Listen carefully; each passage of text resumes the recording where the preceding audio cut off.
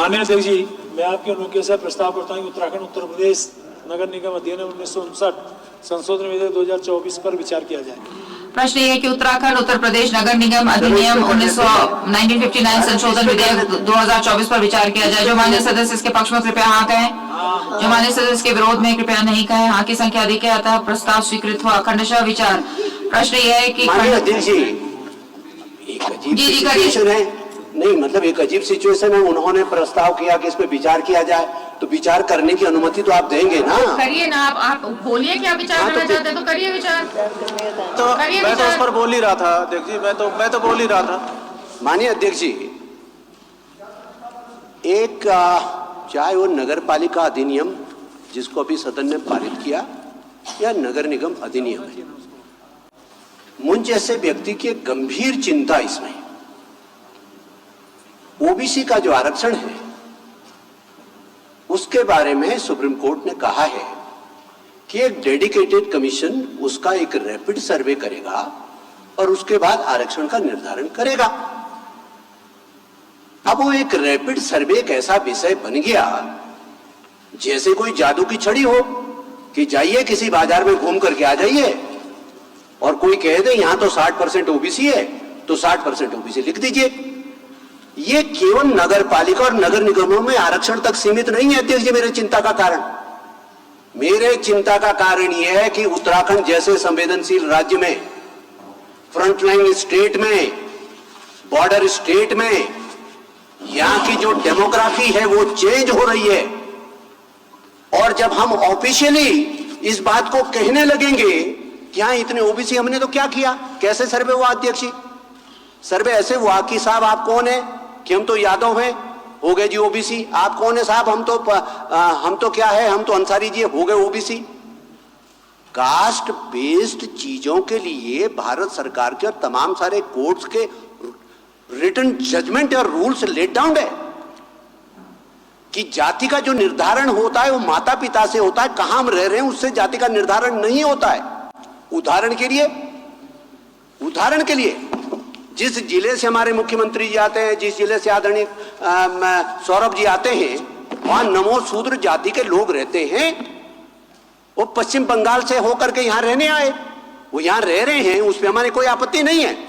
लेकिन यहां एक अभियान चला कि इनको अनुसूचित जाति घोषित किया जाए क्योंकि पश्चिम बंगाल में अनुसूचित जाति है। The matter went right up to the government of India, registrar general के यहां गया। ये इसलिए टर्न डाउन हुआ कि जो जाति का सर्टिफिकेट है, जो जाति का रिकॉग्निशन है, जो जाति की पहचान है, वो स्टेट स्पेसिफिक है। जो उत्तर प्रदेश का ओबीसी है, उत्तर प्रदेश का ओबीसी है, उत्तराखंड का ओबीसी नहीं हो सकता। जो हिमाचल का ओबीसी है, वो हिमाचल का ओबीसी, उत्तराखंड का ओबीसी नहीं हो सकता। Including marriage of a women और मैरिज टुगेदर, मैन और women, the marriage does not change the status of the caste. यदि एक सामान्य जाति की महिला एक एससी जाति के उत्तराखंड के किसी व्यक्ति से शादी कर लेगी तो एससी की नहीं हो जाएगी, वो सामान्य की ही रहेगी। या सामान्य जाति की यदि कोई एससी की कोई सामान्य जाति से शादी करेगी तो एससी की रहेगी। लेकिन शर्त ये होगी कि यदि उत्तराखंड की एससी होगी तो उसको एससी का बेनिफिट यहां मिलेगा, यदि उत्तराखंड की एससी नहीं है तो उसको बेनिफिट यहां नहीं मिलेगा। मैं आपको एक उदाहरण कोट करता हूं। अभी जुमे कुछ महीने पहले लोकसभा के चुनाव हुए। मध्य प्रदेश के अंदर मेरी खुद की पार्टी ने, भारतीय जनता पार्टी ने, एक आरक्षित सीट पर एक महिला को टिकट दिया। मालूम पड़ा सामान्य बोलचाल के हिसाब से उस महिला की जाति है, जिस जाति में विवाह हो रखा है। जब चुनाव के संदर्भ में उसमें विचार करने लगे तो मालूम पड़ा कि वो महिला की पैदाइश तो मध्य प्रदेश की है, तो लिहाजा मध्य प्रदेश की पैदाइश होने के नाते राजस्थान में उनको आरक्षण का सर्टिफिकेट नहीं मिल सकता। अल्टीमेटली पार्टी को कैंडिडेचर बदलना पड़ा। तो बहुत गंभीर विषय पर बात कर रहे हैं हम लोग। इसलिए बहुत सारी समस्याएं सरकार के सामने हो सकती है। सुप्रीम कोर्ट का जजमेंट है, हाई कोर्ट ने टाइमलाइन तय कर दी, लेकिन साथ ही साथ अध्यक्ष जी, हम विधानसभा के सदस्य हैं, सरकार हमें आंसरेबल है, हम सरकार को आंसरेबल नहीं है। ये सत्ता पक्ष में बैठ करके कह रहा हूं। And no court of the land, no court of the land, be it high court or the supreme court, no court of the land can direct the Vidhan Sabha कि तुम ऐसा काम करो। विधानसभा कल के रोज यदि डिसाइड करती है कि हमें तो इसे प्रवर समिति में विचार करना है, तो कौन हमें रोक सकता है? और प्रवर समिति यदि विचार करते समय तय करेगी कि हमने इतने दिनों तक इसकी छानबीन करती है, हमें कोई रोक सकता है? कोई नहीं रोक सकता। देखिए, हमें संरक्षण की आवश्यकता, लेकिन फिर भी चूंकि ग्रास रूट डेमोक्रेसी में कोई एब्रप्शन ना हो, कंटिन्यूटी बनी रहे, कोई संवैधानिक अड़चन ना पैदा हो, कोई एक ऐसी स्थिति ना पैदा हो कि एक कॉन्स्टिट्यूशन जिसे लॉक जाम में एक स्टैंड अप सिचुएशन में सरकार फंस जाए, यह भी जिम्मेदारी हमारी है। तो लिहाजा कम से कम माननीय मंत्री से मैं अपेक्षा करता हूं कि बाकायदा जिम्मेदारी पूर्वक इस सर्वोच्च सदन में कहें कि जो ये बाकायदा रैपिड सर्वे का फटाफट रैपिड क्या बना दिया, इसको तो रैपिड ही बना दिया।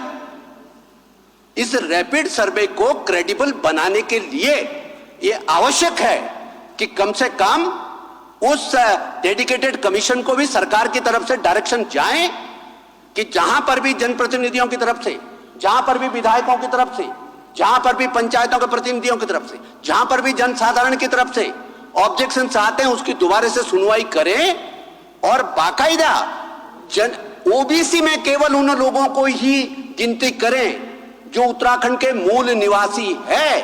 नहीं तो एक दिन नजर आएगा कि उत्तराखंड क्या है, ओबीसी बाहुल्य है। क्योंकि हमने क्या कर दिया, क्या नाम है साहब, अंसारी है, बिजनौर का अंसारी है कि उत्तराखंड का अंसारी, सब अंसारी बराबर।